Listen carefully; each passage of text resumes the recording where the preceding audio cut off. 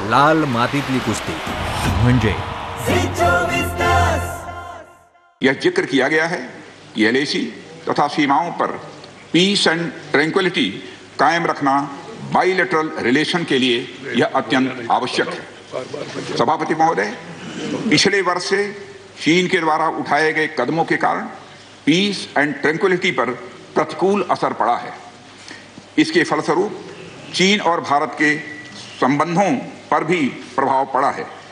उच्च स्तर पर चीन के साथ कई बार बातचीत के दौरान, जिसमें मेरे द्वारा चीनी रक्षा मंत्री के साथ पिछले सितंबर की बैठक और मेरे सहयोगी विदेश मंत्री श्री जयशंकर जी की चीनी विदेश मंत्री के साथ तथा हमारे एनएसए श्री अजीत जी डोभाल की अपने चीनी काउंटर पार्ट के साथ बातचीत शामिल है। हमने यह स्पष्ट कर दिया है सभापति महोदय कि यह अत्यंत आवश्यक है कि एलएसी के सभी फ्रिक्शन पॉइंट पर डिसएंगेजमेंट किया जाए ताकि पीस एंड ट्रैंक्विलिटी पुनः स्थापित हो सके। सभापति महोदय, पिछले वर्ष मैंने इस सदन को अवगत कराया था कि एलएसी के आसपास ईस्टर्न लद्दाख में कई फ्रिक्शन एरियाज बन गए हैं। चीन ने बड़ी संख्या में सेना एवं गोला बारूद आदि भी एलएसी के आसपास तथा उसके पीछे अपने क्षेत्रों में इकट्ठा कर लिया है।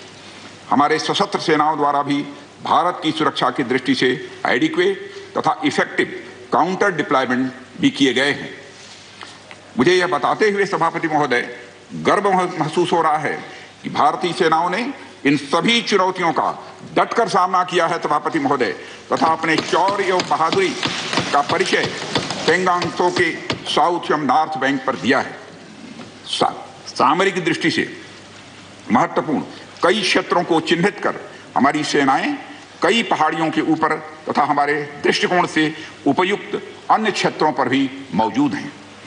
भारतीय सेनाएं अत्यंत बहादुरी से लद्दाख की ऊंची दुर्गम पहाड़ियों तथा कई मीटर बर्फ के बीच में भी सीमाओं की रक्षा करते हुए अडिग हैं और इसी कारण हमारा एज बना हुआ है। सभापति महोदय, हमारी सेनाओं ने इस बार भी यह साबित करके दिखाया है कि भारत की संप्रभुता एवं अखंडता की रक्षा करने में वे सदैव हर चुनौती से लड़ने के लिए तत्पर हैं और अनवरत कर रहे हैं।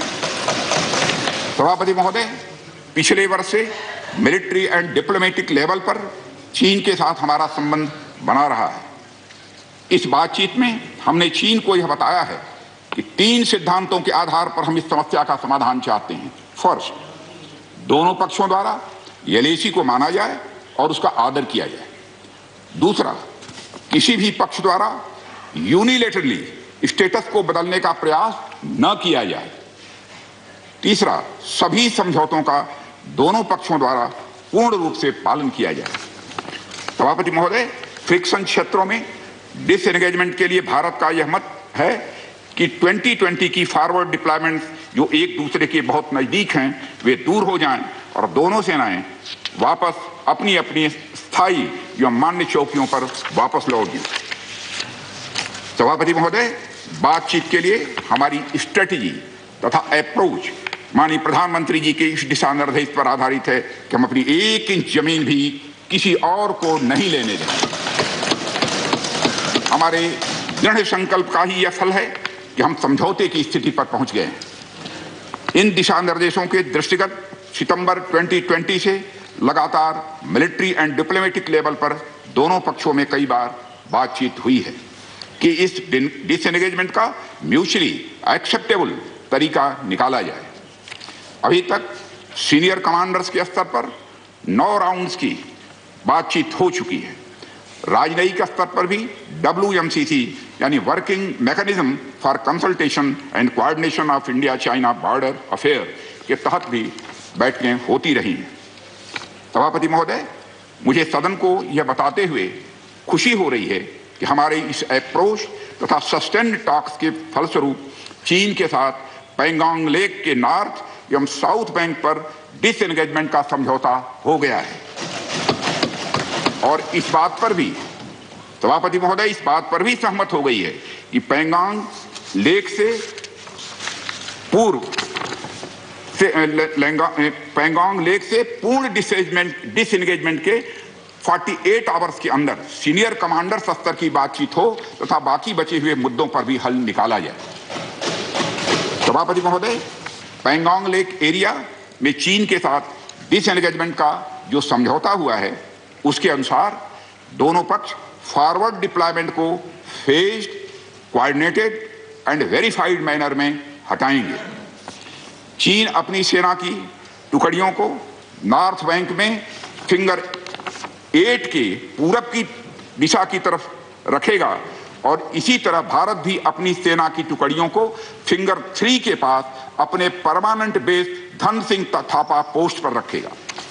इसी तरह की कार्रवाई साउथ बैंक एरिया में भी दोनों पक्षों द्वारा की जाएगी। ये कदम आपसी समझौते के तहत बढ़ाए जाएंगे तथा जो भी निर्माण आदि दोनों पक्षों द्वारा अप्रैल 2020 से नॉर्थ एंड साउथ बैंक पर किया गया है उन्हें हटा दिया जाएगा और पुरानी स्थिति कायम कर दी जाएगी।